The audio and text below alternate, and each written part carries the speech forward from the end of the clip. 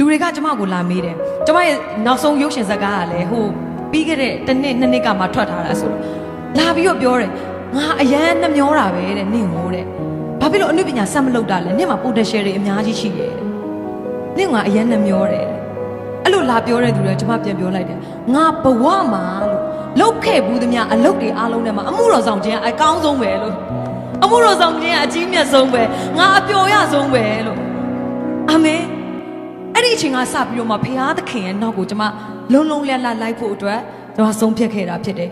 ဘာကြောင့်ဆုံးဖြတ်ခဲ့လဲဆိုဖခင်သခင်ကကျမကိုသိချစ်တယ်ဆိုတဲ့အရာကျမနားလည်သွားတယ်ဖခင်သခင်ကကျမကိုချစ်တဲ့အတွက်ကြောင့်မလို့ तू အမြဲတမ်းကျမကိုစောင့်မျှော်နေတယ်ကျမအချိန်မပေးနိုင်ပေမဲ့လည်း तू ကျမကိုအမြဲတမ်းချစ်နေတယ်ကျမလောကအရာတွေကိုအသေးအတန်ရှာနေတဲ့အချိန်မှာ तू က तू နဲ့အတူတူမိသားရဖွဲ့စေခြင်းနဲ့ तू နဲ့အတူတူအကျွမ်းဝေစေခြင်းနဲ့အဲ့ဒီအရာက तू စောင့်နေတဲ့အရာဖြစ်တယ်ဆိုတာကိုကျမသိတဲ့အချိန်မှာအဲ့ဒီလောက်ချစ်တဲ့သူရဲ့နှလုံးသားရှိတဲ့နေရာကိုကျမမသွားဘဲနဲ့မနေနိုင်တော့ဘူးအာမင်ဒါကြောင့်မလို့ဘုရားသခင်ကိုယေရှုထူးတင်တယ်ဆိုတော့ဒီကနေ့မှာကျမအချိန်အများကြီးမရတာဖြစ်တဲ့အတွက်ကြောင့်မလို့ဒီလောက်နဲ့ပဲကျမရဲ့ဘဝအကြောင်းကိုသက်သေခံခြင်းတယ်ဒါကြောင့်မလို့ဒီမှာရှိတဲ့ညီကိုမောင်နှမတွေကျမခွန်အားပေးခြင်းတယ်ဘဝမှာရွေးချယ်စရာတွေအများကြီးရှိပါတယ်ဒါပေမဲ့အကောင်းဆုံးသောရွေးချယ်ခြင်းဟာယေရှုခရစ်တော်ကိုရွေးချယ်ခြင်းဖြစ်တယ်ဘယ်တော့မှသင်နောင်တမရစေရဘူးသင်ရဲ့ဘဝအခုလက်ရှိဘဝသင်ဘာတွေခံစားနေရဘာတွေရင်ဆိုင်နေရလဲအဲ့ဒီအရာတွေအကုန်လုံးလေယေရှုနောက်လိုက်ပြီဆိုတာနဲ့ယေရှုကမျက်နှာသာရခြင်းတွေအောင်မြင်ခြင်းတွေငွေကြေးတွေစီးစိမ်တွေသင်ဘာပဲလို့ဘုရားသခင်ကသင်ကိုလိုလေသေးမရှိထောက်ပံ့မဆာပေးတဲ့ဘုရားသခင်ဖြစ်ပါတယ်အာမင်ဒါကြောင့်မလို့ဒုက္ခဆင်းရဲတွေကြုံရလားကျမတို့စိတ်မပြတ်ဘူးကျမယုံကြည်တဲ့အရာကထာဝရကာလအထိမျှော်လင့်ခြင်းရှိပါတယ်အာမင်ဒါကြောင့်မလို့ကျမတို့အခုအချိန်မှာတခြင်းလေးတစ်ပုဒ်နဲ့အားလုံးတူတူကိုးကွယ်ရအောင်တော့ကျမတို့ခုနကတော့အော်တာကောမှာဆိုခဲ့တယ်ဆုံးရှုံးခြင်းမရှိဘူးဆိုတဲ့ချင်းလေတယောက်ချင်းစီတိုင်းကျမတို့အတူတူကဘုရားခင်ကိုကိုးကွယ်ရအောင်အားလုံးရှိတဲ့ရက်မှာမတ်တရက်လည်းဘုရားခင်ကိုးကွယ်ရအောင်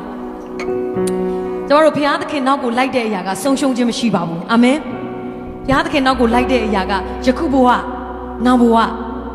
အာမခံချက်ရှိတဲ့အရာဖြစ်တယ်ဆိုတော့ကျမနှုတ်ကပတ်တော်တစ်ခုကိုဖတ်ချင်တယ်ဒီနှုတ်ကပတ်တော်ကကျမကိုစပြီးတော့မှဘုရားသခင်ခေါ်ခဲ့တဲ့နှုတ်ကပတ်တော်ဖြစ်ပါတယ်ရှမာသက်ခရစ်ဝင်ခန်းကြီး6အခန်းငယ်19ကနေ21ဖြစ်ပါတယ်။တန်ကြီးပိုးရွဖြက်စီး၍တခိုးထွင်းဖောက်ခိုးယူရာမြေကြီးပေါ်မှာဘန္နာကိုမစီးပူးကြနဲ့။တန်ကြီးပိုးရွမဖြက်စီး၍တခိုးမထွင်းမဖောက်မခိုးမယူရာကောင်းကင်ဘုံ၌ဘန္နာကိုစီးပူးကြလော့။အကြောင်းမူကားအချင်းအရက်၌သင်တို့၏ဘန္နာရှိ၏ထိုအရက်သို့သင်တို့၏စိတ်နှလုံးရောက်တတ်၏။အာမင်။ဒါကြောင့်မို့ကျမတို့ဦးစားပေးပြီးမှရှာဖွေရမယ့်အရာကကောင်းကင်ဘန္နာဖြစ်ပါတယ်။ဘုရားเจ้าကိုလာနေတဲ့အရာကကောင်းကင်ဘန္နာကိုကျမတို့လာစုဆောင်းနေတာဖြစ်ပါတယ်။လူတွေကိုကျမတို့စုတောင်းပေးနေဆိုတဲ့အရာကောင်းကင်ဘန္နာကိုကျမတို့ရှာဖွေနေတာဖြစ်ပါတယ်။ဒါကြောင့်မို့ကျမတို့အတွက်ဆုံးရှုံးခြင်းမရှိဘူး။အာမင်။အာမင်။ကျမတို့ကလိုက်ပြီးဝန်ခံပါအောင်။ငါတို့ကဆုံးရှုံးခြင်းမရှိဘူး။ထာဝရကာလကြီးမျှော်လင့်ခြင်းရှိတဲ့သူတွေဖြစ်တယ်။အာမင်။အာမင်။ဒီရှင်းလေးနဲ့တူတူကကိုးကွယ်ရအောင်။